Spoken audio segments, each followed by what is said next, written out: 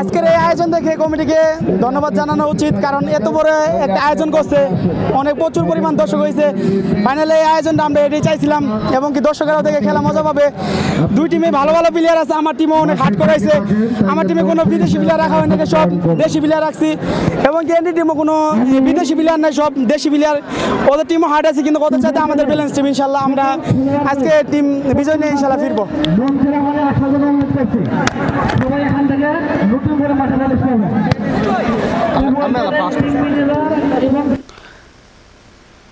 বিসমিল্লাহির রহমানির রহিম।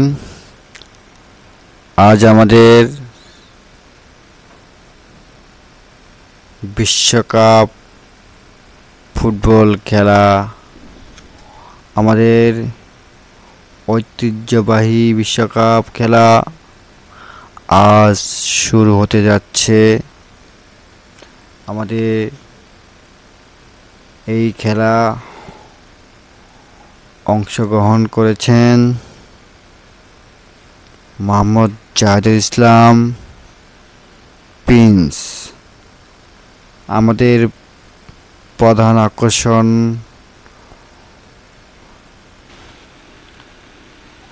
বক্সিগঞ্জ প্রধান আকর্ষণ মানিক সওদাগর, বক্সিগঞ্জ বিএনপির সভাপতি।